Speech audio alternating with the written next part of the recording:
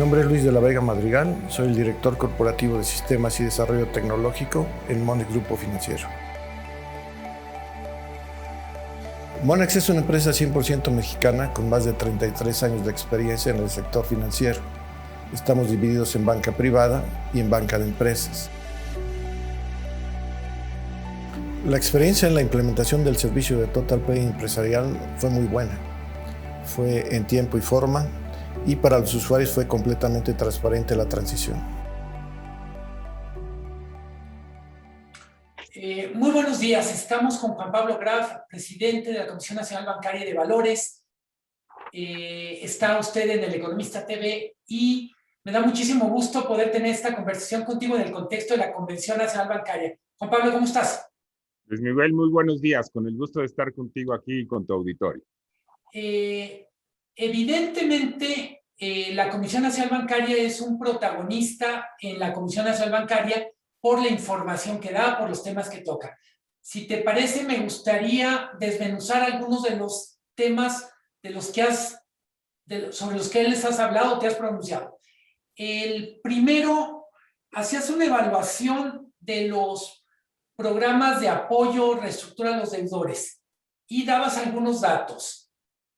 ¿Cómo lees estos datos? Por ejemplo, lo que los bancos han tenido que asumir como cartera vencida, reservar, el comportamiento de los deudores, la solidez del sistema bancario. ¿Cuál es tu balance primero? El balance es positivo, como lo expresamos ayer, que la banca hizo un esfuerzo y otros intermediarios hicieron un esfuerzo muy importante en los programas de apoyo con los llamados criterios contables especiales, Luis Miguel, facilitado por las decisiones regulatorias que se tomaron, instruidos por la Junta de Gobierno de la Comisión, para dar ese apoyo, ¿no? a las familias, a las empresas que parados hace un año tenían créditos de los intermediarios vigentes, o sea que era cartera que estaba bien previo a la pandemia y buscando ese tipo de apoyos que necesitaban las empresas y las familias, ¿no? Entonces, obviamente, como dijimos, aquello fue diferir pagos de principal y de intereses por hasta 6 meses para los clientes que en conjunto con sus bancos lo solicitaran y los bancos lo aprobaran, y entonces le dieron, digámoslo así, un respiro de 6 meses, ¿no? ¿A cuánto aproximadamente, y según lo expresamos ayer, aproximadamente al 20% de la cartera total en el caso de la banca múltiple, ¿no? En términos de dinero, ¿no? Un apoyo muy importante, ¿no? Entonces ayer estuvimos hablando con detalle de los números acerca de estos apoyos y qué pasó después, ¿no? El balance es positivo, visto en diferentes perspectivas, por ese apoyo que se dio, pero también porque la banca tenía recursos para dar ese apoyo, ¿no? Y entonces esto se pudo hacer sin poner en riesgo la solvencia de las instituciones, ¿no? Para evitar ese riesgo de que se pudiera hablar de que la banca estaba dando demasiado apoyo, iba a incurrir en riesgos porque muchos de los deudores que recibieron apoyo desafortunadamente no pudieron regresar a pagar puntualmente sus deudas, básicamente pues por la situación de la pandemia, los que perdieron el empleo o aquellos negocios que tuvieron que cerrar, ¿no? Entonces una parte de ellos se convirtió pues en cartera vencida para los bancos, ¿no? Y los bancos... ¿Te sorprendió el monto de la cartera vencida? ¿Estaba dentro del parámetro que habían fijado en escenarios? Era difícil saber con toda la incertidumbre que teníamos. Luis Miguel, estarás de acuerdo conmigo, en marzo, abril no sabíamos bien cuál iba a ser el carácter de la pandemia por su impacto, por el tiempo que iba a durar, ¿no? Y cómo la íbamos a contener, qué tan buenos íbamos a ser como país, como ciudadanos en contener la pandemia. Era muy difícil saber, entonces fue difícil predecir qué tanto de esa cartera que iba a recibir apoyos iba luego a mantenerse como vigente, ¿no? Al final del día, y como decíamos ayer, cerca del 10% de la cartera que recibió esos apoyos, una vez más, del 25% de la cartera total, solamente el 10% fue cartera o que ya se tuvo que quebrantar o que hoy ya está en gestión como cartera vencida, ¿no? Entonces, si tú lo pones en perspectiva, pues los números a lo mejor son alarmantes cuando decimos 100,000 millones de pesos, ¿no? Que los bancos tuvieron que afrontar, ¿no? Pero si lo ponemos en contexto, pues es una pequeña porción de la cartera y entonces los bancos ya tenían recursos, pero el otro ingrediente muy importante que la banca llevó a cabo bajo la invitación de la autoridad fue a restringir los dividendos, ¿no? Pues ahí también los números son muy grandes, ¿no? Porque, como dijimos, las cifras, la reducción de los dividendos con respecto a años pasados era por un monto muy similar a estas pérdidas que se enfrentaron en la cartera, digámoslo, en números muy grandes, 100,000 millones de pesos, ¿no? Entonces, el hecho que la banca haya seguido la recomendación de la autoridad en un ambiente de tanta incertidumbre, de vamos a ver qué va a pasar, dónde estamos parados, entonces la banca atiende esta sugerencia, deja de repartir dividendos y nos encontramos 12 meses después con una banca muy fortalecida, muy fuerte, que ha dado un apoyo, ¿no? Y que ahora buscamos en la nueva coyuntura mantener eso, ¿no? Una banca fuerte, pero que también esté buscando, como la propia ABM lo dice, ser motor de reactivación del crédito, ¿no? Sé que no tienes bola de cristal, pero ¿cuánto tiempo crees que durará este momento delicado, esta situación de, digamos, de cuidado extremo para el sistema bancario? Mira, nosotros, y en coordinación ahí con la Secretaría de Hacienda y el Banco de México, que tienen más la visión macro de lo que está pasando en la economía y cuestiones más puntuales, estamos viendo ese escenario de recuperación, como lo anunciaba ayer la Secretaría de Hacienda, viene una revisión al alza, ¿no? De las expectativas de crecimiento. Se ve mejor el panorama. También hablamos ayer de las pruebas de estrés, donde, como bien conocerás, cada año le decimos a las instituciones cómo ven la perspectiva de crecimiento de la cartera, de sus utilidades, etcétera, ¿no? Y les habíamos planteado a finales del año pasado 2 escenarios, un escenario base, que era con relación a los principales pronósticos que se tenían de la economía, y un escenario adverso pensando en una posibilidad de que la pandemia continuara profundizándose, que no fuéramos exitosos en detener la propagación, etcétera. Entonces era un escenario más adverso y ahí los bancos nos tenían precisamente que decir cómo verían sus balances en ambos escenarios, ¿no? Entiendo que ha llamado la atención de lo que dijimos ayer, ¿no? De que dijimos que el sistema, aún en el escenario adverso que planteamos, que no se está materializando, el sistema bancario como un todo sería muy resiliente, ¿no? Entonces, básicamente ahí se les dice a los bancos, imagina que la situación todavía no es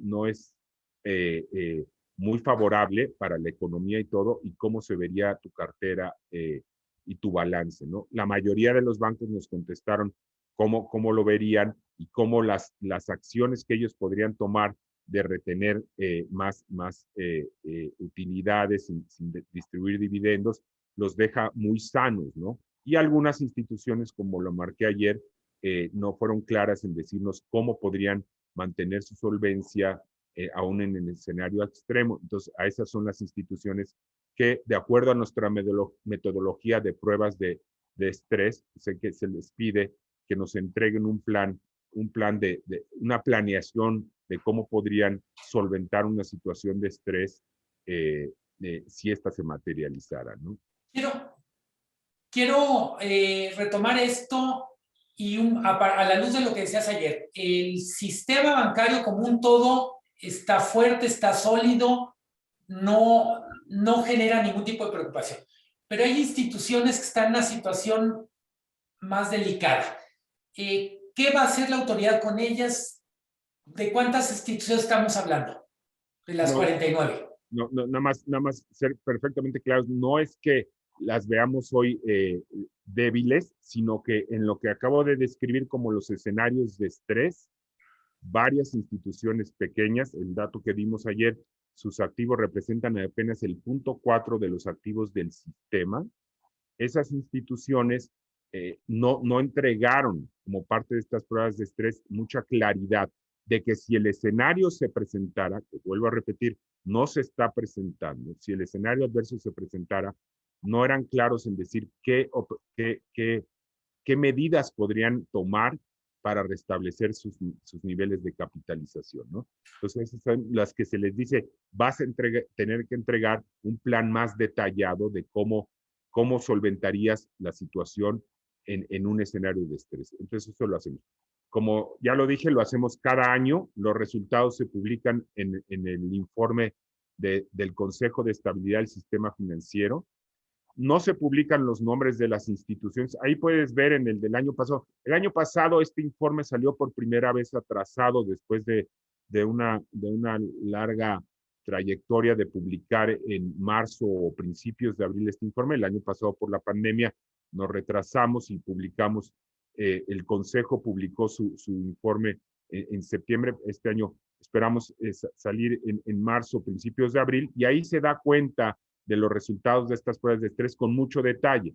Entonces, se presentan estos resultados y se dice cuántas instituciones fueron requeridas a llevar un plan de recapitalización, bueno, un plan de contingencia, digámoslo así, para hacer frente a esta situación. Entonces, deben de ser un poco más de las instituciones que presentamos el año pasado, pero te vuelvo a repetir, los resultados se presentan en detalle muy pronto, sin los nombres, para no causar ahí cualquier situación de que los clientes se puedan sentir en una situación difícil, ¿no? Porque no, vuelvo a repetirlo, no es una situación que hoy, digamos, esas instituciones están en una situación de debilidad, sino que en el escenario de estrés que se pudiera presentar, les estamos requiriendo que tengan más claridad de cuáles podrían ser las medidas que deberían de adoptar para estar preparados. Juan Pablo Graf, tienes muchos años en servicio público. Me gustaría que compartieras con nuestro público cómo comparas esta crisis con, por ejemplo, con la de 2008, que fue una crisis que estalla en el sistema financiero en Estados Unidos. ¿Qué diferencias hay? ¿Cómo se ha vivido desde el punto de vista de la autoridad esta crisis 2020-2021 comparado con 2008-2009? Muy buena pregunta. O sea, desde el origen, los detonadores de la crisis, algo completamente distinto, ¿no? Una caída del producto muy similar, un impacto económico también importante, pero ahora está mucho más, digamos que en ese momento el impacto se sintió sobre todo en las cadenas de comercio internacional por la fuerte contracción de la economía a nivel mundial, muy similar, pero ahí digamos que nos vino de afuera y luego se fue, conforme la economía se fue debilitando, las carteras más, digamos así, más locales, más adelante se fueron debilitando. Pero ahora, y como se describió ayer elocuentemente por el secretario, esta crisis, y el gobernador del Banco de México también lo decía, esta crisis, o sea, nosotros la mandamos a hacer, ¿no? Dijimos, vamos a cerrar la economía para detener el contagio, y fue muy rápido que lo hicimos para marzo y abril, y los datos que decían ayer, segundo trimestre del año pasado, una caída interanual de la economía de 18%, o sea, tuvo esa fuerte caída, y entonces vino la gestión de las carteras, ¿no? Entonces, mucho más preparadas las instituciones para llevarlo a cabo, con una generalidad de las carteras. Como te digo, en la crisis del 2008-2009 todo empezó con la cartera a lo mejor comercial, la de empresas comienza ahí, porque luego pierden sus cadenas o pierden el sector exportador, resiente primero el choque y luego se va pasando al resto de la economía. Acá es la autoridad, ¿no?, la que dice vamos a parar la economía. Entonces fue muy distinto, ¿no? Y la otra cuestión era la del distanciamiento. Entonces yo, sin minimizar los riesgos de liquidez y de mercado que enfrentaron las instituciones, sobre todo al principio de la pandemia, ayer hablé que lo que se siguió mucho más fue el riesgo de crédito y el riesgo operacional, ¿no? Entonces, los bancos no solamente gestionando las carteras, sino cambiando completamente su manera de operar, porque estaban en pandemia. Entonces, el trabajo a distancia, entonces la parte operacional se volvió mucho más importante. Entonces, fue ese esfuerzo que todos hicimos las instituciones, las autoridades de operar a distancia, comunicarnos bien al interior de nuestras instituciones con las otras instituciones, ¿no?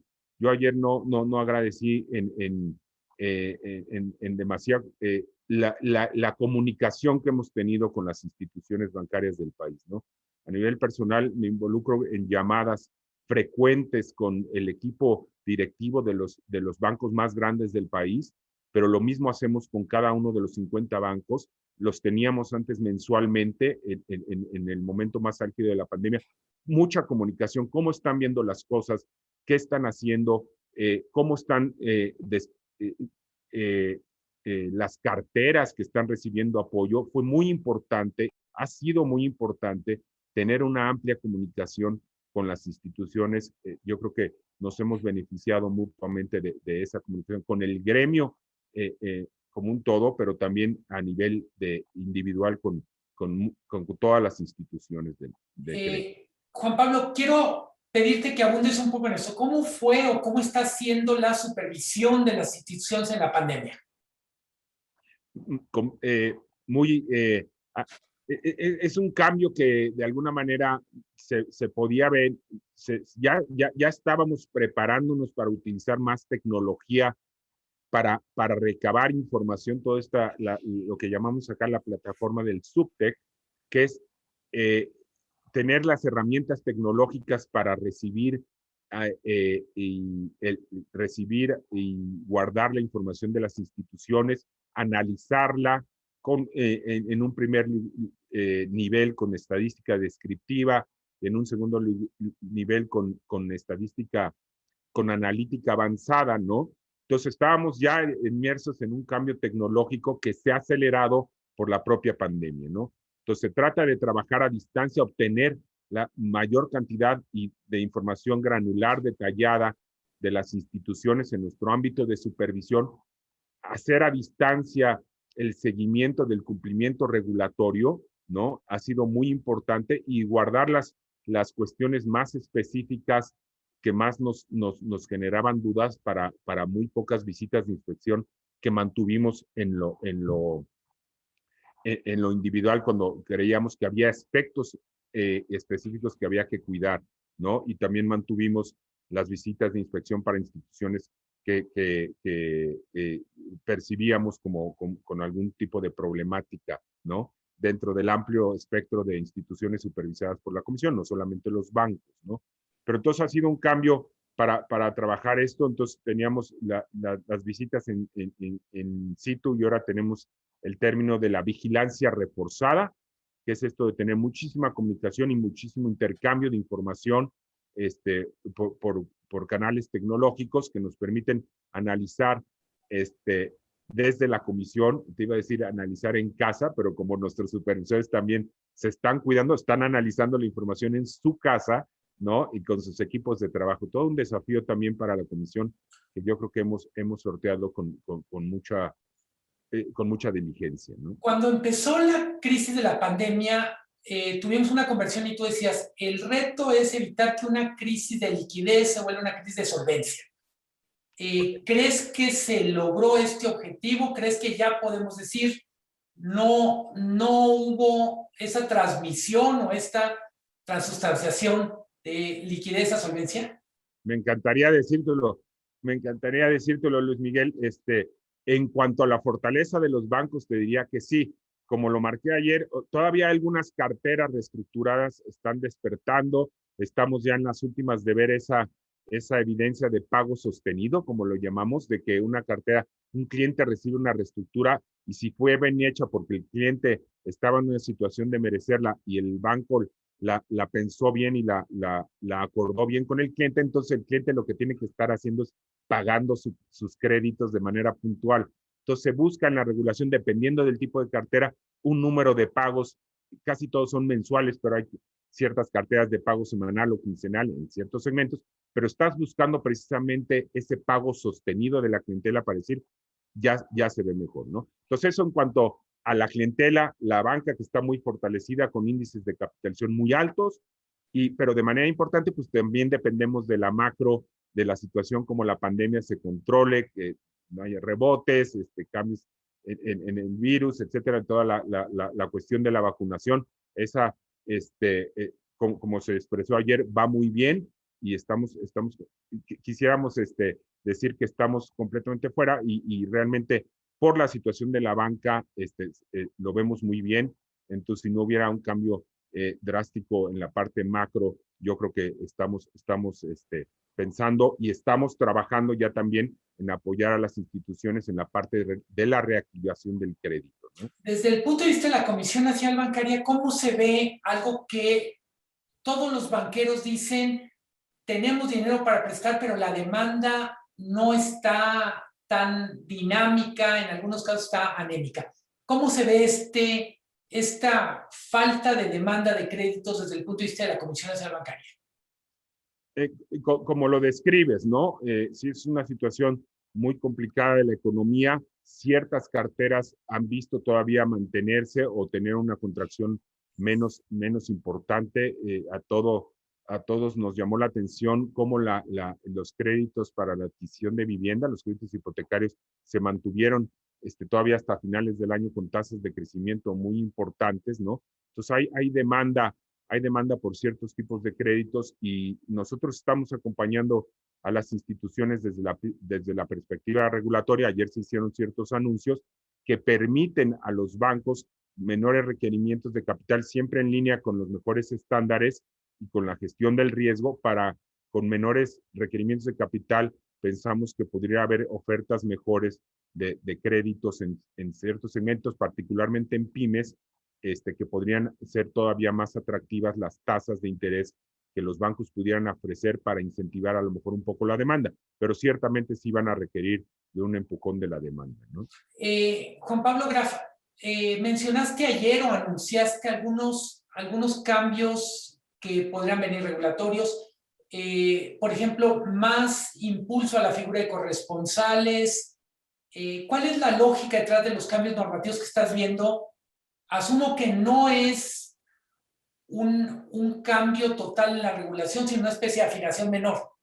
No sé si nos puedes comentar algo de esto. Sí, o sea, por un lado, las reglas de capital que ya te dije, que ciertos ponderadores para las reglas de capitalización se redujeron, ¿no? Por la pandemia, para incentivar el crédito, para crédito nuevo. Eso es lo que anunciábamos ayer en común acuerdo con los miembros de la Junta de Gobierno de la Bancaria, es que esos ponderadores ahora se quedan permanentemente abajo, ¿no? Por darte un ejemplo, sin irnos a la parte más técnica, el requerimiento de capital para un crédito a pymes se reduce, ¿no? Entonces, esto debe de incentivar, ¿no? Y además, lo del consumo de los buffers, también, que es parte del diseño estructural de Basilea III y que anunciamos desde marzo-abril del año pasado, se ha estado extendiendo y ahora hicimos en los últimos 2 meses la nueva extensión del uso de esos buffers de capital y de liquidez hasta finales del año que viene, hasta finales de este año, ¿no? Por la parte de capitalización, por la parte de inclusión financiera, sí la parte de más contratación a distancia de productos digitales con muchos cuidados y más corresponsalía bancaria, ¿no? Entonces, simplificar nuestro proceso de autorización de corresponsales bancarios.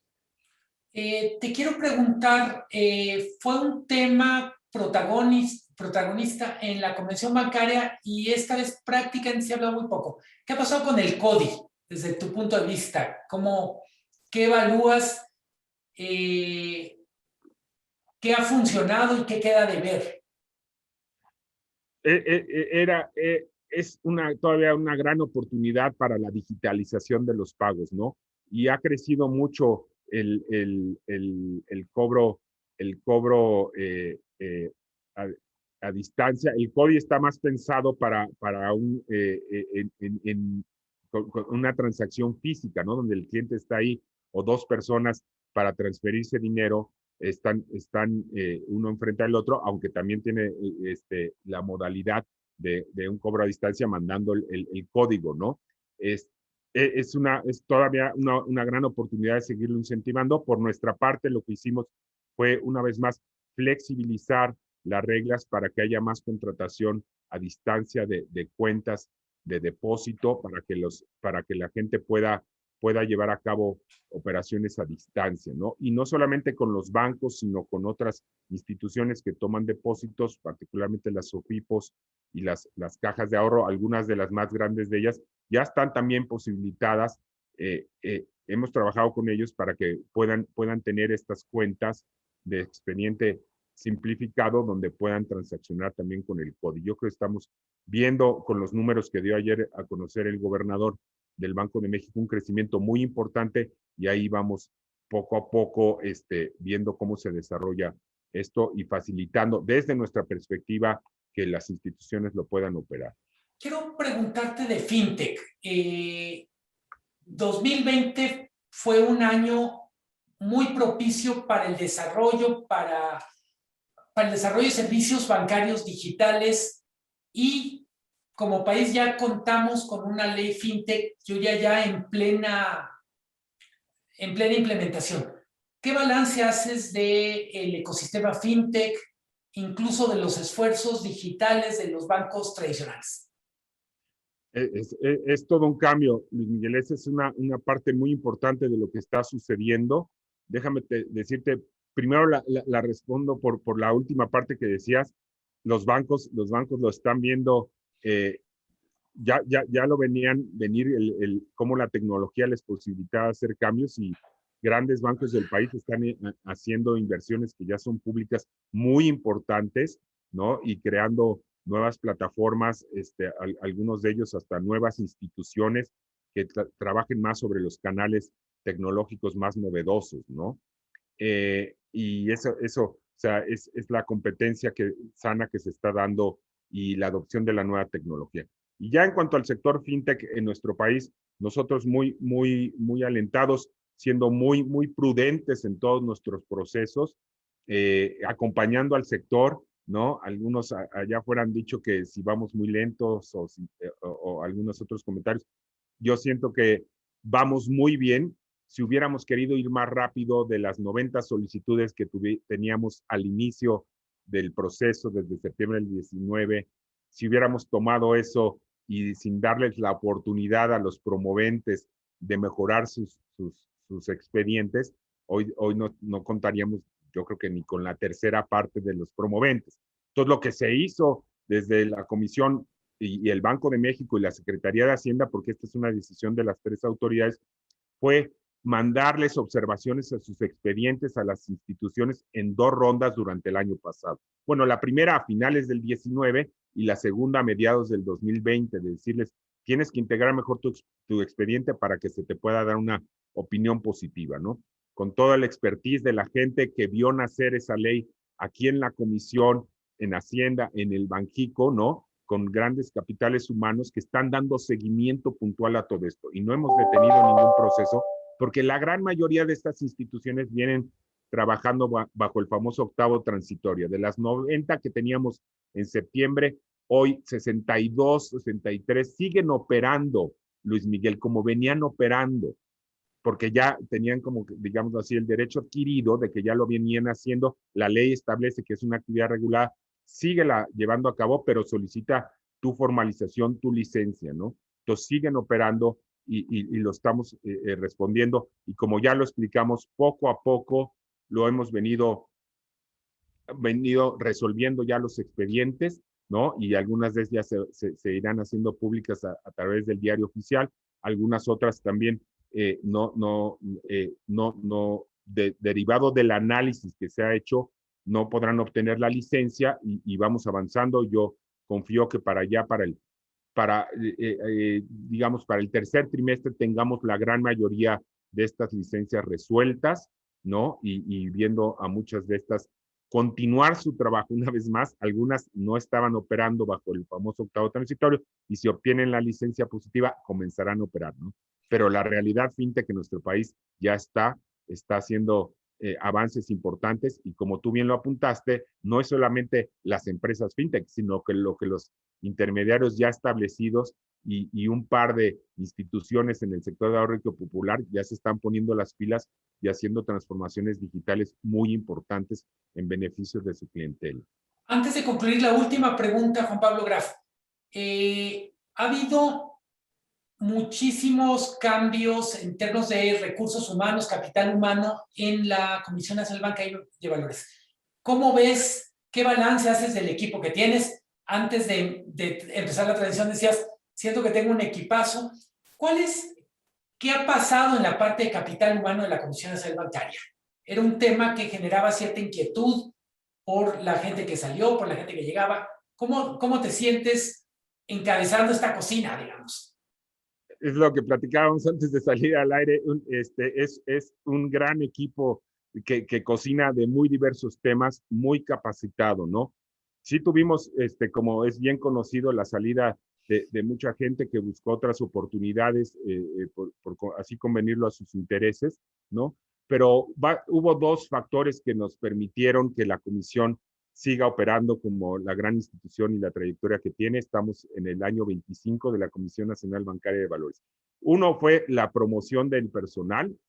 Cuando una institución es robusta y tiene su trayectoria, lo que se está haciendo es formar capital humano. Y te puedo decir que la Comisión Nacional Bancaria es una de las instituciones de este país que lo sabe hacer muy bien. Entonces, básicamente tuvimos mucha gente, sobre todo niveles directivos, que decidieron tomar otras oportunidades, salieron de la comisión. La gente que estaba en puestos inmediatamente superiores tuvieron la oportunidad de subir. La subida compensó en parte la cuestión económica que vino de la reducción de sueldos de toda la administración pública federal. Entonces esa gente no solamente tuvo alguna compensación económica, pero la más importante es el desarrollo humano. Tienes nuevas responsabilidades, tienes que asumir lo que antes tu jefa o tu jefe hacía, ahora es tu oportunidad, y eso genera mucha adrenalina en la gente. Yo veo a gente muy preparada, no es que esté emocionada de las posiciones que tienen, sino que ya venía preparada porque venía trabajando en equipo. El caso particular de FinTech es muy importante, en unos equipos que venían trabajando, y si alguna persona se fue, hay quienes toman las posiciones y vienen muy bien preparados para asumir la responsabilidad. Y también la comisión se benefició de la llegada de gente del sector hacendario, del sector privado. Tenemos mucha gente que vino de afuera y que tiene mucha vocación por el sector público y que está haciendo una gran tarea. Con esas dos medidas, ¿no? La promoción del capital humano interno y la llegada de gente de fuera, yo no te diría que estamos manteniendo con gran responsabilidad y mucho entusiasmo el compromiso de trabajar por la Comisión Nacional Bancaria, que es una gran institución, y ahora nos toca a los que estamos aquí darle continuidad a mucho trabajo y enfocarlo en una nueva situación coyuntural difícil de pandemia, y asegurarnos que el cambio tecnológico es para bien de las instituciones financieras y de los servicios financieros en el país. Juan Pablo Graf, presidente de la Comisión Nacional Bancaria, quiero agradecerte estos minutos de conversación con el economista, conmigo. Te mando un abrazo muy fuerte, de veras, gracias, y felicidades por los 25 años de la comisión. Muchas gracias, Luis Miguel, un placer, y gracias a ti por la oportunidad de hablar contigo y con tu auditorio. Un abrazo.